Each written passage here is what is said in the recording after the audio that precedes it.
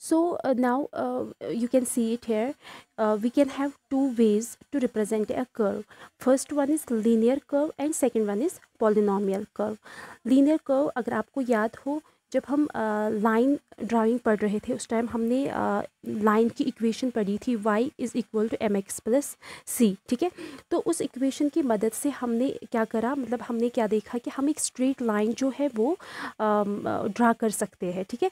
लेकिन यहाँ पे लीनियर कर्व इक्वेशन को यूज़ करके हम कर्व्स तो बना सकते हैं, लेकिन वो लाइन, वो कर्व्स जो है वो क्या होंगी, वो स्ट्रेट होंगी। लाइक मतलब वो अगर आप पैराबोलिक या हाइपरबोलिक कर्व्स को बनाना चाहोगे तो उस टाइम आपको लीनियर कर्व का इस्तेमाल नहीं करना है, क्योंकि उस टाइम आप उनको वैसे नहीं बना सकते, ठीक है।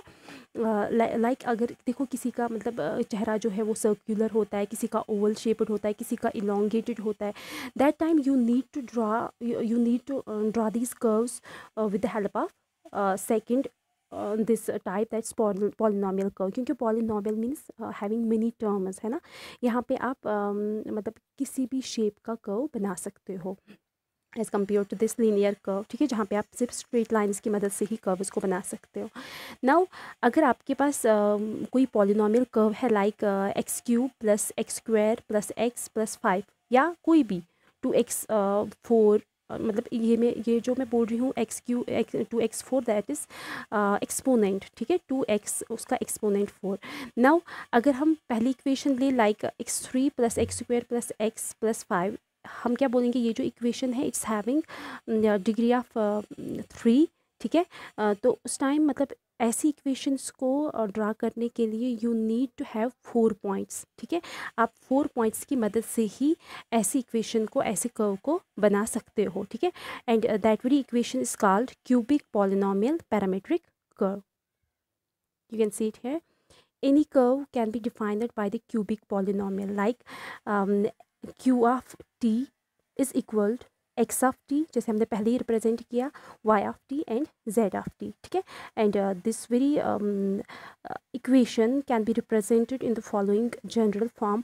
अगर हम अलग अलग से इनको लिखेंगे, x of t is equal, हम यहाँ पे क्यूबिक पॉलिनोमियल की बात कर रहे हैं, तो इसीलिए हम यहाँ पे हर एक इक्वेशन, हर एक कोऑर्डिनेट के साथ क्यूब यूज़ करेंगे, ठीक है। So a x t cube plus b x t square plus c x t, ठीक है, प्लस डी एक्स। नाउ यही मतलब हर एक इन टर्म्स ऑफ, ये जो पहली इक्वेशन है it's in terms of x. Now हम इसके बाद वाई ऑफ टी लिखेंगे, that equation is in terms of y. और ये जो ए बी सी डी है, दीज आर द कोफिशेंट्स, ठीक है, and t is parameter and x, और ये जो इक्वेशन है it's in terms of x coordinate. तो इसी तरह से y ऑफ टी लिखेंगे हम, a of y t cube plus b y t square plus c y t plus d y. And then z t is equal to a z t cube plus b z t square plus c z t plus d z, ठीक है।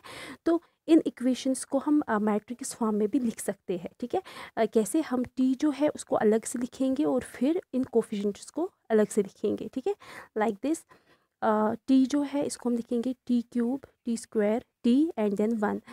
ये जो equation है it will be in between 0 and 1।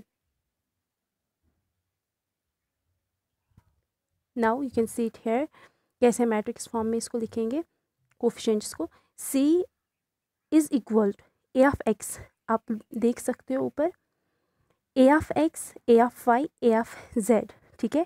एक row में हम लिखेंगे a x a Y A z, मतलब 4, ये कैसा मैट्रिक्स बनेगा, 4x4, ठीक है।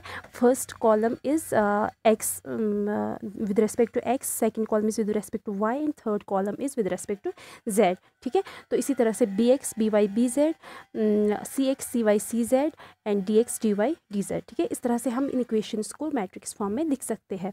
तो ये जो इक्वेशन है इसको हम इस तरह से भी लिख सकेंगे, मतलब जनरल फॉर्म इसकी जो है, क्यू ऑफ टी जो है दैट इज़ एक्चुअली मतलब एक कर्व को हम कैसे रिप्रेजेंट करते हैं क्यू ऑफ टी से। तो q is equal to, it will be equal to t dot c, t क्या है, parameter, dot c is coefficients, ठीक है। Now we can write slope of the curve that can be equal to d q t of d t, ठीक है। ये curve का एक slope है, वो हम कैसे निकालेंगे, देखो क्यू ऑफ टी किसके बराबर है, x t, y t and z t, तो इन सबों का हमें डेरिवेटिव निकालना है, ठीक है। तो ये हम देखेंगे डेरिवेटिव कैसे हम निकालेंगे। D by D T, Q T किसके बराबर है, टी डॉट सी, तो टी किसके बराबर है, टी स्क्वायर। देखो टी जो है फर्स्ट जो टर्म थी दैट वाज टी क्यूब, तो इसका डेरिवेटिव जब हम निकालते हैं तो टी मतलब जो इसका एक्सपोनेंट होता है वो आगे आता है, और उसके बाद उसको क्या होता है -1, ठीक है। जिसको डेरिवेशंस आती हो उनको मतलब उसे कोई प्रॉब्लम नहीं होगी, और अगर आपको नहीं आती है तो मैं आपको एक लेक्चर उसके लिए भी यहाँ पे डाल सकती हूँ। So t it will be 3 t square 2t 1 and then 0, और उसके बाद डॉट सी मतलब जो कोफिशेंट्स है।